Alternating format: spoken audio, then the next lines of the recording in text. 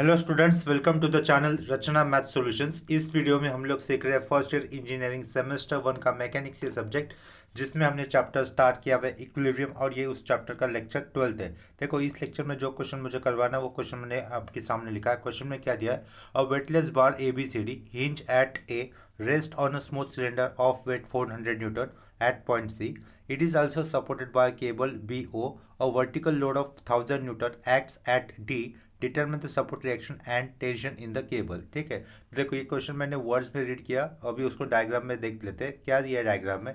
एक सिलेंडर दिख रहा है हमें, सिलेंडर सर्कल में रिप्रेजेंट किया है मैंने। ये सिलेंडर ABCD इस बीम के साथ BO केबल के साथ अटैच है। सिलेंडर का ये ग्राउंड के साथ E पॉइंट पे कांटेक्ट है, और ये ABCD बीम के साथ C पॉइंट पे कांटेक्ट आया है। ठीक है, इसके यानी कि RC रिएक्शन रहेगा, E पॉइंट पे RE रिएक्शन रहेगा, और सिलेंडर के ऊपर ये BO केबल के अंदर एक टेंशन रहेगा। इतने सपोर्ट रिएक्शन रहेंगे सिलेंडर के ऊपर। और बीम की अगर बात करेंगे, ABCD बीम की ऊपर अगर बात करते तो वहाँ पर रिएक्शन कहाँ कहाँ पे आएगा? C पॉइंट पे आएगा RC reaction. BO cable same tension, यानी कि ABCD के अंदर भी जितना टेंशन BO केबल के अंदर जब सिलेंडर की तरफ है, उतना ही टेंशन ABCD बीम का पार्ट लेने पर भी रहेगा, BO के अंदर उतना ही टेंशन रहेगा। और एट ए पर, पॉइंट ए पर दो सपोर्ट से रिएक्शन रहेंगे, हिंज सपोर्ट होने के कारण उसको हम लोग HA और VA नाम दे देंगे। और पॉइंट डी पर एक एक्सटर्नल लोड है बीम ABCD के ऊपर, दैट उसकी वैल्यू कितनी है? 1000 न्यूटन। यानी कि बीम ABCD की अगर हम लोग FBD कंसिडर करेंगे तो उसके ऊपर 4 अननोन आ जाएंगे। 4 अननोन फोर्सेस कौन से?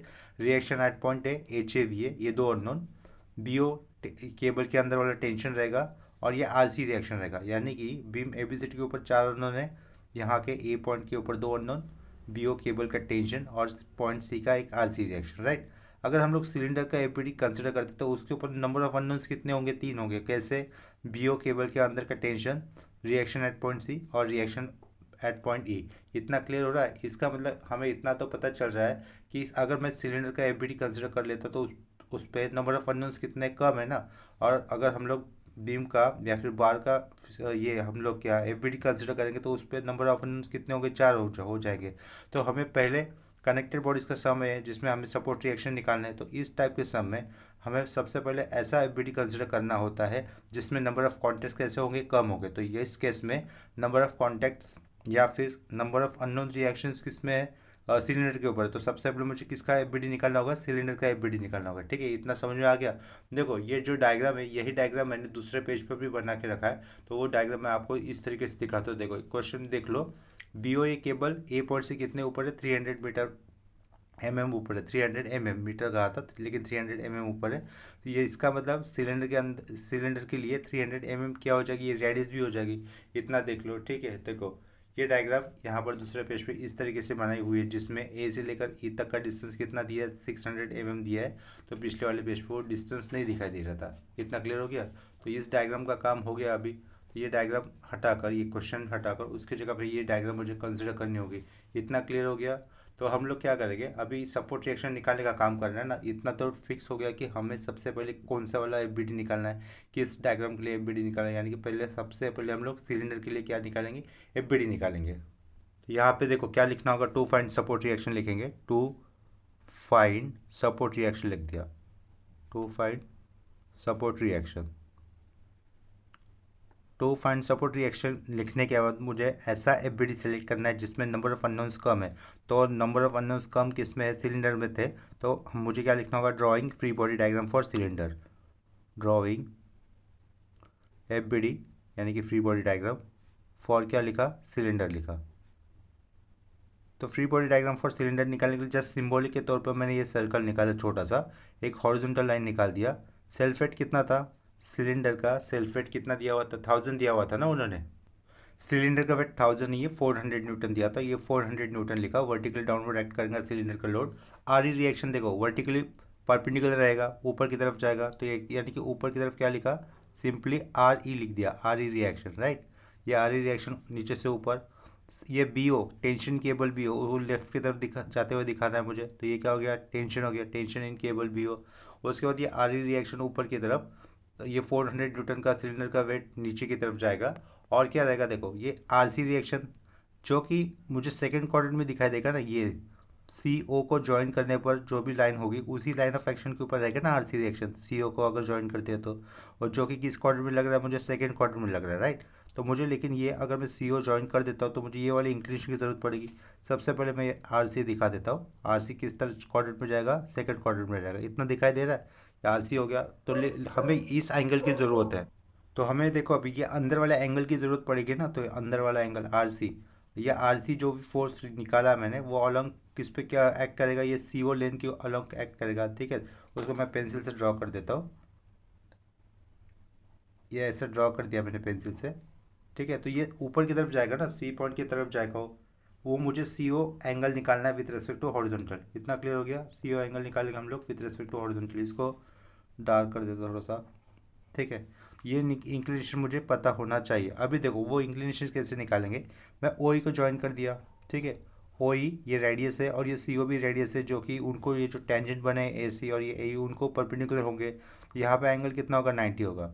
ये ए ओ भी ज्वाइन कर देता हूँ। क्या कहा, ए ओ भी ज्वाइन कर देता हूँ। देखो इन ट्रैंगल ए ओ ई, क्या कहा, इन ट्रैंगल ए ओ ई। ये ओ ई कितनी पता है मुझे, 300, और ये ए ई कितना पता है, 600 पता है। तो ये अंदर का एंगल निकालना पॉसिबल है ना हमारे लिए। तो अंदर का एंगल कितना हो जाएगा उसको कैलकुलेट कर देते हैं। देखो शिफ्ट टैन इनवर्स कितना हो जाएगा वो, 300/600, यानी कि 3/6 अगर करता हो तो अंदर का एंगल कितना होता है, 26.56 होता है, ठीक है। ये अंदर का एंगल कितना हुआ, 26.57, ये वाला हो गया। कैसे, अपोजिट अपन एडजेसेंट साइड करने पर ये वाला एंगल आया ना मुझे, तो उसकी वैल्यू कितनी होगी, 26.57 होगी। तो ये एंगल और ये ऊपर वाला भी एंगल सेम ही होगा, क्योंकि ये भी 300 है और ये एडजेसेंट साइड कितनी 600, तो ये भी एंगल कितना हो जाएगा 26.57। अगर इन दोनों पूरों को ये पूरा एंगल कितना हो जाएगा फिर 26.57 इंटू 2 हो जाएगा। तो उसकी वैल्यू देखो कितनी आती है, 53.13। ये एक एंगल 26 पॉइंट समथिंग था ना, तो उसका डबल करने पर ये टोटल एंगल कितना मिला मुझे, 53.13 मिला। अभी देखो ये ए लाइन को बी ओ पैरेलल है, क्या कहा, ए लाइन को ये बी ओ पैरेलल है, और जिसका ए बी क्या हो जाएगा, ट्रांसवर्सल हो जाएगा, यानी कि ये वाला भी एंगल कितना हो जाएगा, ये ऊपर का 53.13 हो जाएगा, राइट। अगर मैं छोटे ट्रैंगल की बात करता हूँ, बी ओ सी इस ट्रैंगल की बात करेंगे, एंगल बी कितना हो जाएगा 53.13। यहाँ पर एंगल सी तो 90 है, तो मुझे ये वाला एंगल निकालना है, मतलब क्या करना होगा, 90 माइनस 53.13 करना होगा, ठीक है। तो उसका आंसर कितना आता है देख लेते हैं, 90 माइनस 53.13 करने पर आंसर कितना आएगा, 36.87 आ जाएगा। यानी कि आर सी का इंक्लिनेशन कितना है ग्राउंड के साथ, 36.87। तो वो मुझे लिखना होगा, देखो यहाँ पर, यहाँ अंदर का एंगल कितना लिखेंगे, इस साइड में लिख देता हूँ ऐसा, 36.87 इतना लिख दिया। इतना क्लियर हो गया। अभी हम लोग इसी डायग्राम को समेशन एफ ऑफ एक्स और समेशन एफ ऑफ वाई की कंडीशन अप्लाई कर देंगे, ठीक है। देखो यहाँ पर लेट क्या लिखा, summation F X is equal to 0 कर दिया, यानी कि हॉरिजॉन्टल कंपोनेंट का सबको एडिशन कितना करना है मुझे, 0 करना है। ये माइनस टी आएगा, minus R C cos of 36.87, ये दो ही फोर्सेस हो जाएंगे, इक्वल टू 0। इसको लिखा इक्वेशन नंबर 1, ठीक है। एंड सेम डायग्राम में देखो समेशन अभी एफ वाई यूज़ करेंगे, इक्वल टू 0। ये नीचे जा रहा है तो -400 न्यूटन नहीं लिखना, प्लस आर ई लिखना होगा, प्लस आर ई लिखा। और आर सी सेकेंड क्वाड्रेंट में जा रहा है, उसका वर्टिकल कंपोनेंट प्लस होगा, प्लस आर सी साइन कितना आएगा वो 36.87 इक्वल टू 0। -400 राइट साइड जाता है तो क्या लिखना होगा मुझे, +400 लिखना होगा। तो पीछे क्या रह गया, आर ई ऊपर की तरफ है, प्लस आर सी साइन 36.87, और राइट साइड इक्वल टू में क्या लिखेंगे हम लोग, 400 लिखेंगे। इतना क्लियर हो गया। इसको लिखा इक्वेशन नंबर 2। इतना हो जाने के बाद अभी मुझे क्या करना है, now drawing F B D for bar A B C D लिखना है, ठीक है। वैसे लिख देते हैं, नाउ ड्राइंग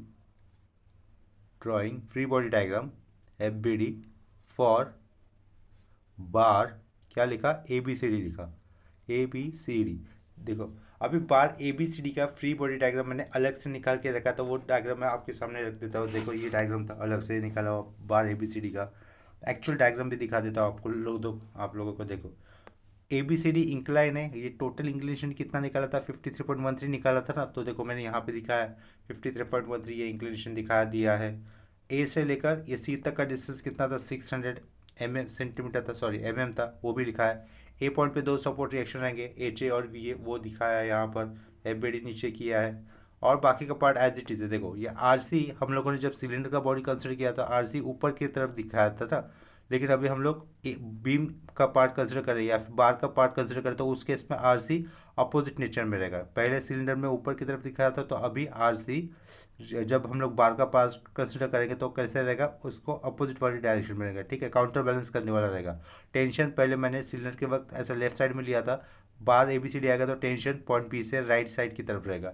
इतना क्लियर हो रहा है? तो ये सारे चेंजेस थे वो मैंने यहाँ पर दिखा दिए। देखो बीम पॉइंट बी के ऊपर एक टेंशन था, टेंशन राइट साइड की तरफ दिखाया है, यानी कि पहले सिलेंडर में कैसे दिखा था, लेफ्ट साइड दिखा था। देखो ये सिलेंडर में हम लोगों ने टेंशन लेफ्ट साइड में दिखाया था ना, तो अभी बार का पार्ट आएगा तो उसमें टेंशन राइट साइड होगा, काउंटर बैलेंस करने वाला।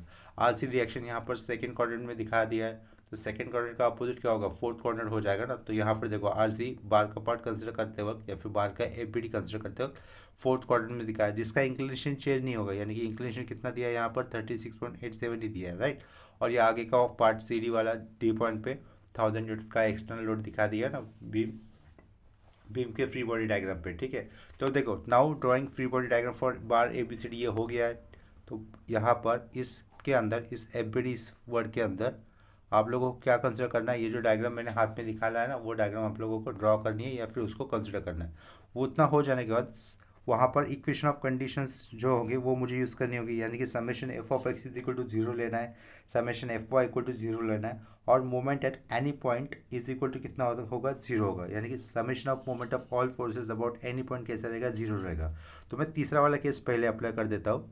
लेट लिखा, let summation of moment of all forces about point A consider कर लेता हूँ, वो कितना होगा, 0 हो जाएगा। तो HA और VA ये दोनों फोर्सेस पॉइंट ए से ही पास हो रहे हैं, राइट। यहाँ पर ए पॉइंट लिख देता हूँ, ए पॉइंट से पास हो रहे हैं तो उनका मोमेंट 0 हो जाएगा। ठीक है, ये टी वाला फोर्स अबाउट पॉइंट है, कैसे घूम रहा है, कैसे रोटेट हो रहा है, क्लॉकवाइज रोटेट हो रहा है, उसकी वैल्यू हमें पता नहीं है। ठीक है, तो वो फोर्स की वैल्यू टी क्लॉकवाइज घूम रहा है तो उसका नेचर प्लस हो जाएगा, इनटू टी के फोर्स, टी इस फोर्स की लाइन ऑफ एक्शन का पॉइंट ए से डिस्टेंस कितना हो रहा है, 300।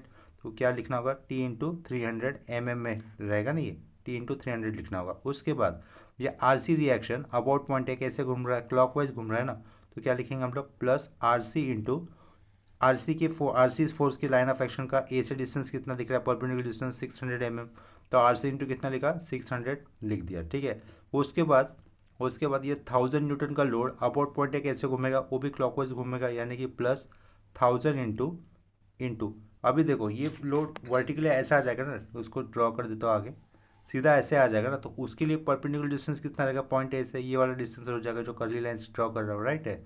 अभी देखो यहाँ से यहाँ तक का डिस्टेंस कितना है, 1100 mm, ए से लेकर डी तक का डिस्टेंस कितना है, 1100 mm, क्योंकि डी पॉइंट से पास हो रहा है ना ये 1000 न्यूटन का लोड, तो वो वर्टिकली ऐसे जा रहा है, तो ए से लेकर डी तक का डिस्टेंस है 1100 mm ये, और उस बार का इंक्लिनेशन कितना ग्राउंड के साथ 53.13 है, तो मुझे ये वाला डिस्टेंस निकालना है, तो क्या करना होगा, 1100 mm इंटू कॉस 53.13 लिखना होगा, यानी कि ये कर्ली लाइन वाला हमें डिस्टेंस आ जाएगा। इतना क्लियर हो गया? तो क्या करना होगा, मुझे 1000 लिख दिया, उसके बाद 1100 mm बाजू में क्या लिखूंगा, उसके कॉस 53.13। इतना क्लियर हो गया? इज इक्वल टू क्या करेंगे हम लोग, 0 करेंगे। इतना समझ में आया होगा। अभी देखो यहाँ पर नंबर कैलकुलेट करने लायक जो है वो ये है, प्लस के आगे लिखा हुआ पार्ट, राइट, 1000 इंटू 1100 कॉस 53.13, उसको कैलकुलेट कर देते, देखते कितना आता है, और जो भी आंसर आएगा उसको हम लिख देंगे राइट साइड में और उसको लिखेंगे इक्वेशन नंबर 3। इतना क्लियर हो गया? पीछे क्या रहेगा, ये टी इंटू 300 है, यानी कि क्या लिख सकता हूँ मैं नेक्स्ट स्टेप में, 300 टी लिखा प्लस 600 आर सी लिख देता हूँ, 600 आर सी, ये नंबर कैलकुलेट कर उसको हम लोग लिख देंगे राइट साइड में। ठीक है, तो ये जो नंबर मैंने अंडरलाइन किया है उसको कैलकुलेट करने पर देखो वैल्यू कितनी आती है, 1000 इंटू 1100 कॉस 53.13 करने पर कैलसी पे आंसर मिल रहा है उसका अभी 66,000, यहाँ पर लास्ट में 1 है, 66,001, तो उसको लिख देता हूँ राइट साइड में जाएगा तो कैसा होगा, माइनस हो जाएगा, माइनस 66,000, उसके बाद ये 1 था, आगे 572 था। ठीक है, इतना क्लियर हो गया, उसको लिख दिया इक्वेशन नंबर 3। अभी देखो इक्वेशन नंबर 1 में अननोन कौन थे, इक्वेशन नंबर 1 ऊपर लिखा है ना हम लोगों ने, देखो यहाँ पर इक्वेशन नंबर 1 में अननोन कौन थे, minus T minus R C cos 36.87 equal to 0 लिखा है, यानी कि टी और ये आर सी अननोन है, और इक्वेशन नंबर 3 में टी और ये आर सी अननोन है, तो हम लोग इक्वेशन 1 और 3 को साइमल्टेनियसली सॉल्व करने पर हमें टी और आर सी की वैल्यू मिल जाएगी, राइट। तो उतना कर देते हैं। नेक्स्ट स्टेप में लिखना होगा solving equation 1 and 3, solving equation 1 and 3। ठीक है, सॉल्विंग इक्वेशन 1 एंड 3 करने पर टी की वैल्यू मुझे डायरेक्टली मिल जाएगी, पहला वेरिएबल टी है तो टी मिल जाएगा, एंड क्या लिखेंगे हम लोग, आर सी लिख देंगे। तो उसको मैं कैलकुलेट कर देता हूँ। देखो इक्वेशन सॉल्व करने पर टी का आंसर कितना आ जाएगा, 1466.666 है, तो उसको मैं 67 लिख सकता हूँ। यूनिट क्या लिखूंगा, न्यूटन लिखूंगा, अंडरलाइन कर दिया टी की वैल्यू को। और उसके बाद मुझे आर सी की वैल्यू कितनी आई, -1833.336 दिख रहा है ना, उसको 34 लिख सकता हूँ। इसको भी कर दिया अंडरलाइन। इतना क्लियर हो गया। उसके बाद हम लोग क्या करेंगे, ये जो बीम का डायग्राम था ना, उसको हम लोग समेशन एफ ऑफ एक्स की कंडीशन अप्लाई कर देंगे। ठीक है, देखो नेक्स्ट स्टेप में क्या करना होगा, एंड समेशन एफ एक्स कर दिया। Summation F X is equal to कितना लिखा, 0 लिखा। तो ये एच ए राइट साइड जा रहा है, तो क्या लिखा, एच ए राइट साइड हो जाने के कारण ये प्लस एच ए लिखा। इसके बाद प्लस टी लिखना होगा, प्लस टी लिख दिया, वो भी राइट साइड जा रहा है ना। उसके बाद ये आर सी फोर्थ क्वाड्रेंट में कैसा रहेगा, आर सी फोर्थ क्वाड्रेंट में जा रहा है, तो उसका एक्स कंपोनेंट कैसे होगा, प्लस होगा। तो प्लस ये टी था, plus R C cos of 36.87, और यहाँ पे क्या लिखना होगा, इक्वल टू 0 लिखना होगा। इतना क्लियर हो गया। तो यहाँ से देखो एच ए हम लोग आसानी से निकाल सकते हैं। एच ए टी की वैल्यू पता है, आर सी की वैल्यू पता है, ये दोनों राइट साइड जाएंगे तो कैसे हो जाएंगे, यहाँ पर इक्वेशन में माइनस हो जाएंगे। तो H A is equal to minus T कर लिखा, माइनस आर सी लिखा, राइट साइड में क्या कॉस 36.87। और कोई हॉरिजॉन्टल कंपोनेंट है क्या यहाँ पर सिस्टम में, नहीं है। ये तीन ही फोर्सेस थे, एच ए टी और ये आर सी का हॉरिजॉन्टल कंपोनेंट कितना रहेगा, प्लस रहेगा, कॉस 36.87, आर सी कॉस 36.87, उतना लिख दिया। इसके आगे नेक्स्ट स्टेप में क्या करना होगा, मुझे सिर्फ ये देखो, ये प्लस टी और आर सी लेफ्ट साइड में था इक्वेशन के, उसको राइट साइड में जाने पर क्या लिखना होगा, माइनस लिखना होगा। इसके बाद की नेक्स्ट स्टेप में हम लोग क्या करेंगे, सिर्फ वैल्यू सब्स्टिट्यूशन करेंगे। H A is equal to minus T था ये इक्वेशन में, माइनस लिखा, टी की वैल्यू कितनी 1466.67, minus R C itself minus में था, माइनस 1833.34 लिखा। उसके बाजू में क्या हो जाएगा, कॉस ऑफ 36.87। ठीक है, तो ये यहाँ पर क्या हो जाएगा, माइनस ऑफ माइनस प्लस हो जाएगा। तो यहाँ से मैं डायरेक्टली एच ए की वैल्यू कितनी हो रही है उसको मैं कैलकुलेट कर देता हूँ। ठीक है, एच ए कैलकुलेट करने पर उसका आंसर देखो कितना आता है, 3.49 इंटू 10⁻⁵ आता है ना। देखो एच ए कितना आ गया, 3.49 इंटू 10⁻⁻5 आ गया। इसका मतलब ये तो अप्रोक्सीमेट 0 ही हो गया ना, 0 न्यूटन। इतना क्लियर हो गया, अप्रोक्सीमेट 0 हो गया, तो उसको मैंने डायरेक्टली 0 लिख दिया। इसके बाद क्या करेंगे हम लोग, summation F of Y equal to क्या लेना होगा, मुझे 0 लेना होगा। देखो इस सेम डायग्राम में मुझे समेशन एफ ऑफ वाई भी क्या लेना है, 0 लेना। तो ये वाई लेने की वर्टिकल कंपोनेंट के सारे फोर्सेस मुझे ऐड करने होंगे। ये वी ए ऊपर की तरफ जाएगा तो क्या लिखना होगा, प्लस लिखेंगे। ये summation F of Y equal to 0 लिख दिया, तो वी ए ऊपर की तरफ जा रहा है तो वी ए प्लस लिखा। टी का वर्टिकल कंपोनेंट नहीं आएगा क्योंकि वो इट्स प्योरली हॉरिजॉन्टल है। आर सी का वर्टिकल कंपोनेंट आएगा, आर सी फोर्थ क्वाड्रेंट में जा रहा है तो उसका वर्टिकल कंपोनेंट कैसा होगा, नेगेटिव। तो माइनस आर सी क्या लिखना होगा मुझे, माइनस आर सी साइन 36.87 लिखेंगे हम लोग। और ये 1000 न्यूटन का एक्सटर्नल लोड था ना, तो उसको वर्टिकल नीचे जा रहा है तो -1000 न्यूटन इज इक्वल टू ये 0 हो गया। ठीक है, यहाँ पर हमें आर सी पता और ये 1000 न्यूटन को दिया हुआ है, वो राइट साइड जाएगा तो इक्वेशन कैसे होगा, V A is equal to 1000 right side जाने पर प्लस, ये माइनस राइट साइड में जाएगा तो क्या होगा, प्लस आर सी, और नीचे क्या लिखेंगे, साइन 36.87 आगे आएगा ये उसके। यहाँ पर आर सी की वैल्यू कितनी थी, निगेटिव थी, और वो वैल्यू कितनी आई थी, उस 18 माइनस में पहले 1000 लिख देता हूँ, आर सी निगेटिव था ना, -1833.34 लिख दिया, और ये आगे का साइन 36.87। ठीक है, तो इसको कैलकुलेट करने पर हमें क्या मिल जाएगा, वी ए की वैल्यू मिल जाएगी। देखते हैं वी ए की वैल्यू कितनी आती है। वो वी ए कैलकुलेट करने पर आंसर मिलता है -100.0066 मिल रहा है, तो उसको मैं -100 ही लिख सकता हूँ डायरेक्टली सिंपली। -100 कितना लिखा, न्यूटन लिखा। इतना क्लियर हो गया, वी ए आ गया। एच ए तो 0 था, एच ए और 0 है, वी ए कितना आया, -100 आया, लेकिन एच ए 0 होने के कारण मुझे आर ए निकालने की ज़रूरत नहीं। एच ए और बी ए से हम लोग आर ए निकाल सकते थे ना, रिएक्शन एट ए, लेकिन आर ए निकालने की ज़रूरत नहीं। क्यों, क्योंकि दोनों में उन एच ए और बी ए में से एक फोर्स कैसा है, हॉरिजॉन्टल 0 है, तो उसके कारण जो वी ए रहेगा वही मेरा रिजल्टेंट है। ठीक है, तो वो मुझे वहाँ से आर ए बनाने की ज़रूरत नहीं है। इसके बाद नेक्स्ट स्टेप में हम लोग क्या कर सकते हैं, इतना तो हो गया, एच ए हो गया, वी ए हो गया। अभी देखो इक्वेशन नंबर 2 में, इक्वेशन नंबर 2 क्या था हमारा, R C sine 36.87 plus R equal to 400 था ना, तो वहाँ से आर रिएक्शन हम लोग निकाल सकते हैं। Also from equation two we get, ऐसा लिख देता हूँ मैं आगे, ऑल्सो फ्रॉम इक्वेशन क्या लिखा, two we get reaction at point E B निकालना था ना हमें, रिएक्शन एट पॉइंट हमें ई बी निकालना था। और इक्वेशन टू में क्या लिखा था देखो पिछले वाले पेज पे, R E plus R C sine 36.87 is equal to कितना था, 400 था। तो ये आर सी साइन 36.87 कहाँ पे जाएगा, राइट साइड में जाएगा, तो मुझे क्या हो जाएगा, आर ई रिएक्शन मिल जाएगा ना। तो हम लोग आर ई रिएक्शन निकालेंगे। क्या लिखना होगा मुझे, also from equation two we get, पीछे क्या लिखेंगे हम लोग, आर ई लिखेंगे। आर इक्वल टू क्या रहेगा, 400 minus R C sine of 36.87। ठीक है, यहाँ पर आर सी की वैल्यू सब्स्टिट्यूट करनी है हमें, तो R E is equal to 400 minus R C सिर्फ माइनस में था, -1833.34 ये वैल्यू आई थी उसकी, और बाजू में ये साइन 36.87। ठीक है, तो इसको कैलकुलेट करने पर हमें आर ई रिएक्शन भी मिल जाएगा, उसको भी कैलकुलेट कर देते हैं। तो यहाँ से आर ई कैलकुलेट करने पर आर ई का वैल्यू कितना आ रहा है, 1500। ठीक है, तो आंसर कितना रहेगा हमारा फाइनल, 1500 न्यूटन। तो सारे सपोर्ट रिएक्शन हम लोगों ने निकाल दिए। रिएक्शन एट पॉइंट ई निकाला, रिएक्शन एट वी ए निकाला, वो कितना आया, -100 न्यूटन आया। एच ए भी निकाला था, जिसकी वैल्यू कितनी आई थी, 0 न्यूटन आई थी। टेंशन इन केबल निकाला, टेंशन केबल बी ओ निकाला है, देखो प्रीवियस वाले पेज पे। और रिएक्शन एट पॉइंट सी भी निकाला था ना, टेंशन इन केबल, देखो tension in cable B O T consider किया था ना, वो निकाला। और रिएक्शन एट पॉइंट सी भी निकाला, जो कि कैसे आया था, निगेटिव आया था। Reaction at point C negative आया, इसका मतलब क्या है, वो हमारे एक्चुअल डायग्राम से कैसा है, थोड़ा सा अपोजिट है। हमारा अर्जुन की डायरेक्शन एक्चुअल डायग्राम से अपोजिट सेंस में, अपोजिट नेचर में। इतना क्लियर हो गया, तो ये सब हो गया अभी हमारा। इसके बाद अभी हम लोग सेम कंसेप्ट के ऊपर दूसरा क्वेश्चन करेंगे। देखो नेक्स्ट क्वेश्चन जो करवाना है वो क्वेश्चन मैंने आपके सामने लिखा है। नेक्स्ट क्वेश्चन में क्या दिया है, a wheel of radius 100 millimetre and weight कितना दिया है, 200 newton, needs to be pull over 25 mm high curb. Curb को आप लोग बोल सकते हो एक तरीके से सपोर्ट बोल सकते हो। ठीक है, 25 मिलीमीटर हाइट का एक कब है, यानी कि कब यानी कि सपोर्ट बोल सकते हो curb. By applying a force P on a rope attach at the centre of the wheel, find the minimum force required to do so and the corresponding angle alpha. ठीक है, ये क्वेश्चन मैंने read किया।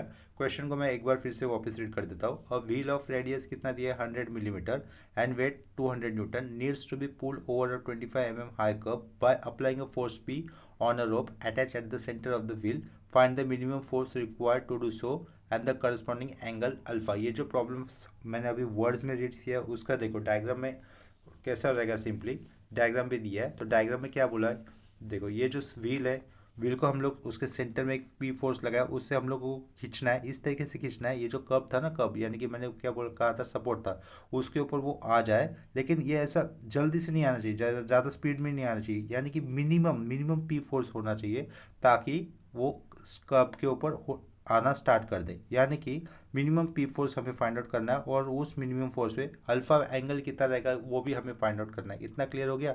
और ये curves की height कितनी है ग्राउंड के साथ, 25 mm दी हुई है, और इस व्हील की रेडियस कितनी दी हुई है हमें, 100 mm दी हुई थी, और इसका सेल्फ वेट कितना दिया था इस व्हील का, 200 न्यूटन दिया था। राइट, यहाँ पे दिख रहा है देखो।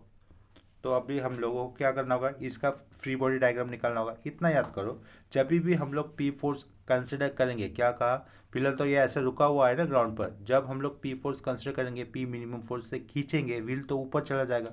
व्हील अगर ऊपर चला जाता है तो इस पॉइंट पे व्हील के साथ एक कांटेक्ट पॉइंट आ जाएगा, और ये कांटेक्ट रिएक्शन जो भी रहेगा वो क्या करेगा, सेंटर से बाहर की तरफ जाएगा ना। ये मान के चलो कि इसको नेमिंग नहीं दिया इस कर्व पे, इस वाले अटैच पॉइंट को, उसको हम लोग नेमिंग ए लिख देते। इस पॉइंट को क्या लिखा मैंने, नाम ए दिया। तो ए से व्हील के सेंटर से बाहर की तरफ ये आर ए रिएक्शन जाएगा ना, क्या जाएगा, ये आर ए रिएक्शन जाएगा, और व्हील का सेल्फ वेट नीचे की तरफ जाएगा, यानी कि एक सेल्फ वेट रहेगा, ये आर ए रिएक्शन रहेगा, और ये पी फोर्स रहेगा बाहर खींचने वाला व्हील को। और यहाँ पर भी एक ग्राउंड में कॉन्टैक्ट पॉइंट है ना, व्हील को ये पी फोर्स अप्लाई करने से पहले व्हील ग्राउंड पे टच था, लेकिन जब हम लोग व्हील को पी मिनिमम फोर्स अप्लाई कर देंगे, उसका ग्राउंड के साथ कांटेक्ट पॉइंट छूट जाएगा, यानी कि ग्राउंड पे कोई उसका कांटेक्ट रिएक्शन नहीं रहेगा। तो यानी कि व्हील के ऊपर कितने फोर्सेस आ जाएंगे, पी मिनिमम फोर्स खींचने वाला, यहाँ पर रिएक्शन एट पॉइंट ए और उसका सेल्फ वेट। जब हम लोग रिएक्शन एट पॉइंट ए की बात करेंगे तो हमें क्या होना चाहिए, ये इंक्लिनेशन पता होना चाहिए। देखो ये मैंने हॉरिजॉन्टल थोड़ा सा एक्सटेंड कर दिया, ये वाला एंगल हमें पता होना चाहिए। तो वो वाला एंगल हम लोग कैसे निकाल सकते हैं, देखो यहाँ पे क्या किया मैंने, ये वाला वर्टिकल लाइन निकाल दिया, राइट। ये वाला अगर मैंने वर्टिकल लाइन निकाल दिया तो ये टोटल कितना रेडियस है 100 mm। 100 में से ये 25 mm में अगर सब्ट्रैक्ट कर देता हूँ तो ये वाला डिस्टेंस कितना हो जाएगा 75 mm हो जाएगा। देखो यहाँ से लेकर यहाँ तक का कितना है 100। 100 में से मैं 25 अगर सब्ट्रैक्ट कर देता हूँ, ये वो 25 सब्ट्रैक्ट करने वाला थोड़ा सा बड़ा हो गया, लेकिन कोई नहीं, डायग्राम में सिर्फ कंसिडर कर लो इमेजिनरी। ये वाला डिस्टेंस कितना हो जाएगा 75। अब ये 75 डिस्टेंस दिखने में 25 से छोटा दिख रहा है ना, लेकिन वैल्यू में वो बड़ा है। सिर्फ डायग्राम आप लोग कंसेप्चुअली कंसिडर कर लेना। तो ये डिस्टेंस कितना हो जाएगा फिर हमारा 75 हो जाएगा, और नीचे का कितना है 25, क्योंकि यहाँ से लेकर यहाँ तक का रेडियस कितना दिया था 100 दिया था। 100 में से फिर ये 25 डिस्टेंस कटा तो ऊपर का कितना बचा, ये कितना बचा 75। अगर ये 75 यहाँ से लेकर यहाँ तक तो रेडियस है वो कितनी है 100 mm। तो अपोजिट अपॉन हाइपोटेन्यूज, क्या कहा, अपोजिट अपॉन हाइपोटेन्यूज करने पर मुझे ये वाला एंगल मिल जाएगा। तो अपोजिट अपॉन हाइपोटेन्यूज ये किस ट्रिग्नोमेट्रिक रेशियो के लिए काम में आता है, साइन के लिए। तो साइन इनवर्स ये अपोजिट अपॉन एडजेसेंट का अगर मैं कर देता हूँ, यानी कि 75 अपॉन 100 कर दूंगा तो ये वाला एंगल मुझे मिल जाएगा, राइट। तो हम लोग इसका नेक्स्ट स्टेप में क्या करना होगा, drawing free body diagram for wheel लिखना होगा मुझे। सबसे पहले ये एंगल कितना आता है उसको कैलकुलेट कर देते हैं। वो उसके लिए क्या करना होगा, sine inverse opposite upon adjacent, ये अपोजिट अपॉन हाइपोटेन्यूज की वैल्यू मुझे प्लेस करनी होगी। तो साइन इनवर्स 75 अपॉन 100 करने पर आंसर कितना आएगा 48.59 आ जाएगा, ठीक है। तो यानी कि ये अंदर का इंक्लिनेशन कितना है रिएक्शन का ग्राउंड के साथ 48.59, इतना क्लियर हो गया। तो अब इसके बाद क्या करेंगे हम लोग टू फाइंड सपोर्ट रिएक्शन ऐसा लिखना होगा। टू फाइंड सपोर्ट रिएक्शन लिखने के बाद drawing free body diagram for wheel लिखेंगे, ठीक है। देखो यहाँ पर लिखा क्वेश्चन, ये नेक्स्ट क्वेश्चन है अभी। टू फाइंड एस आर लिखा, टू फाइंड एस आर यानी कि सपोर्ट रिएक्शन होता है। तो चलो फुल फॉर्म में लिख देता हूँ, to find support reaction. To find support reaction लिखने के बाद मुझे क्या लिखना है, drawing free body diagram for wheel, drawing F क्या लिखा, फॉर व्हील लिख दिया, ठीक है। उसके बाद देखो सिंबॉलिक के तौर पर ये सर्कल निकाला व्हील, ये हॉरिजॉन्टल लाइन, सेल्फ रेट नीचे जाएगा, वो कितना दिया 200 न्यूटन, वो लिखा। यहाँ से P minimum force incline, P minimum force होना चाहिए लेकिन उसको मैंने सिंपली पी लिखा, और यहाँ पर उसका इंक्लिनेशन दिया नहीं है, उसको हम लोगों ने अल्फा कंसिडर किया। और ये R A reaction second quadrant में जाएगा ना, ये सेंटर से, व्हील के सेंटर से, ये रिएक्शन एट पॉइंट ए लिखा, जिसका इंक्लिनेशन कितना आया था अभी बताया था 48.59 आया था, राइट। तो उतना हो जाने के बाद इस डायग्राम को हम लोग कंडीशन ऑफ इक्विलिब्रियम यूज कर देंगे। इतना क्लियर हो रहा है। तो पहली कंडीशन ऑफ इक्विलिब्रियम क्या हो जाएगी, summation F of X is equal to 0। तो let summation F of X is equal to हम लोग 0 यूज करेंगे, let summation F X is equal to 0। ये क्या लिखना होगा, सबसे पहले मुझे पी कॉस अल्फा इतना लिखा माइनस आर ए कॉस 48.59, ठीक है, इतना हो गया इक्वल टू 0। इससे हम लोग नेक्स्ट इक्वेशन क्या लिख सकते हैं, P cos alpha is equal to क्या, R A cos 48.59। Next step में ये आर ए हो गया ना, तो आर ए क्या हो जाएगा, R A is equal to P cos alpha upon में क्या, कॉस ऑफ 48.59। इतना क्लियर है। देखो यहाँ पर समेशन एफ ऑफ एक्स क्या लिखा था, P cos alpha minus R A cos 48.59 equal to 0। तो P cos alpha as it is लिखा, ये माइनस आर ए वाला कंपोनेंट राइट साइड में लिखने पर क्या लिखा, R A equal to cos 48.59। Next case में मुझे आर ए की वैल्यू निकालनी है, तो R A is equal to क्या किया, पी कॉस अल्फा के नीचे क्या लिख दिया, कॉस 48.59, ये वैल्यू लिख दी। इसको हम लोग इक्वेशन नंबर 1 कर देते हैं। अभी क्या करेंगे, and summation F Y equal to क्या करना होगा, 0 करना होगा। डायग्राम आपके सामने, समेशन एफ ऑफ वाई क्या हो जाएगा, P sign alpha, P sign alpha लिखा, यहाँ पर क्या लिखूंगा मैं, plus R A sine alpha, या इस केस में अल्फा नहीं है, एंगल है 48.59, वो लिख दिया। और क्या लिखना होगा हमें, -200 इज इक्वल टू 0 लिखना होगा, ठीक है। तो इस केस में ये 200 राइट साइड में चला जाएगा, और वहाँ पर हम लोग ऊपर वाले केस से इक्वेशन नंबर 1 से जो आर ए की वैल्यू आई है वो मैं पुट कर देता हूँ, ठीक है। इतना क्लियर हो गया। देखो लेफ्ट साइड में कोई चेंजेस नहीं, P sign alpha as it is, plus R A की वैल्यू इक्वेशन 1 से आएगी तो वो क्या होगी, पी कॉस अल्फा अपॉन वाला term cos 48.59 round bracket close, बाजू में क्या था साइन 48.59 ये था, और इक्वल टू 0 कर दिया, -200 पीछे था, उसको इक्वेशन के राइट साइड में लिखे गए, ठीक है। इतना क्लियर हो गया।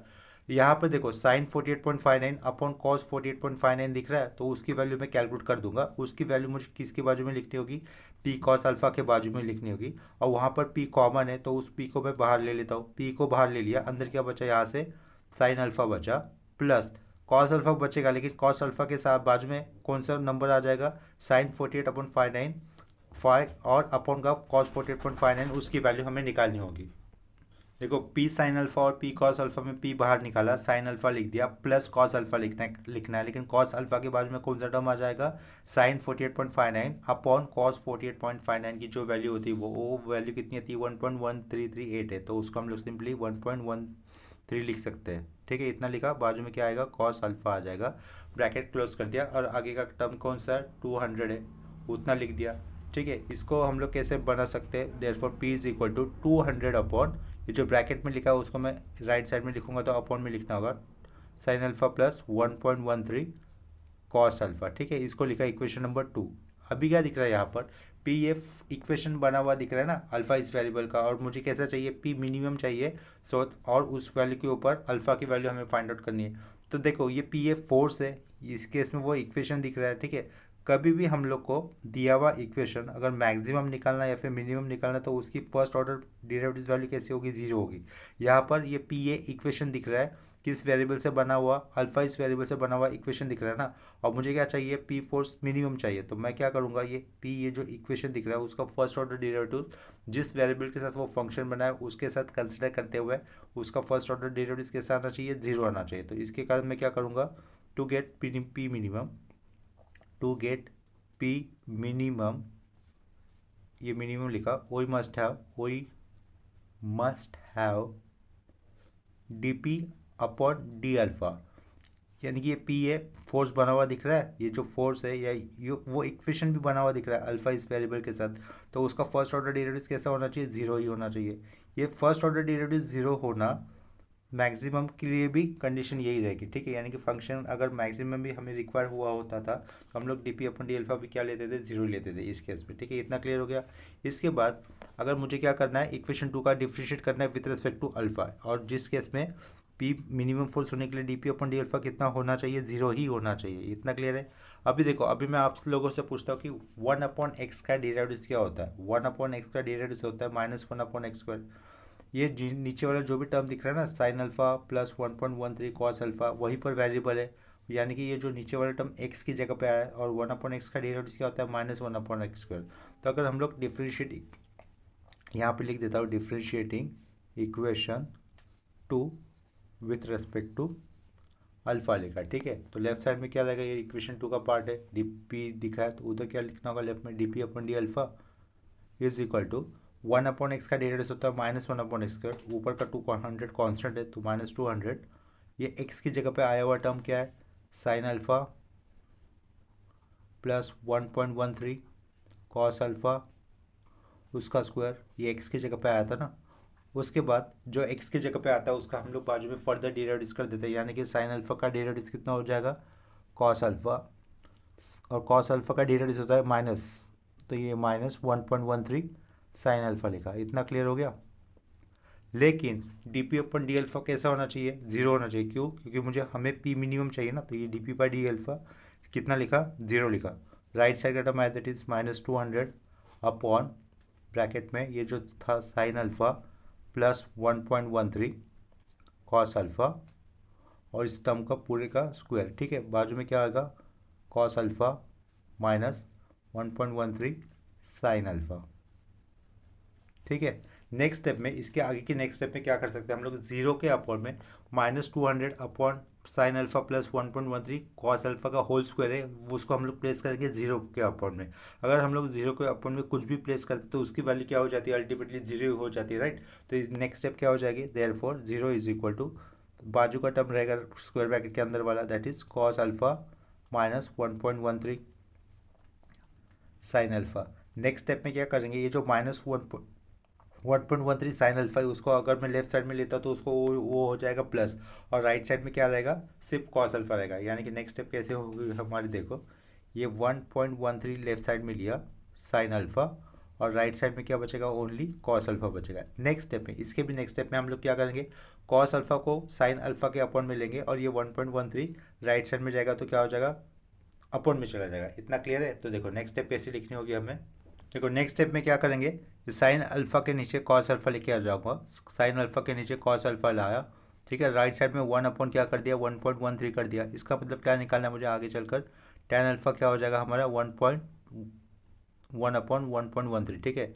इससे हम लोग अल्फा कैसे निकाल सकते हैं, alpha equal to tan inverse of 1 upon 1.13, ठीक है। ये वैल्यू कैलकुलेट करने पर मुझे अल्फा मिल जाएगा। Therefore alpha is equal to, देखो कैलकुलेट कर देते हैं अल्फा की वैल्यू कितनी आती है। वो अल्फा कैलकुलेट करने पर अल्फा की वैल्यू कितनी आ जाएगी, 41.51 डिग्री लिख दिया। इतना क्लियर हो गया। इसके बाद देखो अल्फा तो आ गया हमारे पास, अल्फा से हम लोग एक अल्फा यूज करके हम लोग फ्रॉम इक्वेशन 2 से पी की भी वैल्यू निकाल सकते हैं। Also from equation 2 we get, देखो इक्वेशन 2 दिख रहा था, ये क्या था, P is equal to 200 upon sine alpha plus 1.13 cos alpha था। तो उससे हमें जो पी मिनिमम पूछा था वो आ जाएगा, ठीक है। तो अल्सो बाय यूजिंग इक्वेशन 2, या फिर डायरेक्टली हम लोग लिख सकते हैं फ्रॉम इक्वेशन टू ओई गेट, ठीक है। फ्रॉम इक्वेशन टू ओई गेट पी था लिखा हुआ, लेकिन हम लोग पी नहीं लिखेंगे, वहाँ पे क्या लिखेंगे, पी मिनिमम लिखेंगे। क्यों, क्योंकि हमें पी फोर्स मिनिमम होने के लिए कंडीशन अप्लाई कर दी ना, उसका फर्स्ट ऑर्डर डेरिवेटिव 0 भी था, तो ये क्या रहेगा, पी नहीं रहेगा, तो क्या हो जाएगा, पी मिनिमम हो जाएगा। तो पी मिनिमम की वैल्यू में कैलकुलेट कर देता हूँ कितनी आती है वो, फ्रॉम इक्वेशन 2। फ्रॉम इक्वेशन 2 से देखो अल्फा की जगह पे 41.51 ये पुट करने पर हमें पी का आंसर कितना मिल जाएगा 132.52। तो पी मिनिमम कितना हो जाएगा 132.52 न्यूटन। ये है हमारा final answer, required P minimum force so that the wheel can be just cross over the that curve, ठीक है। इतना क्लियर हो गया।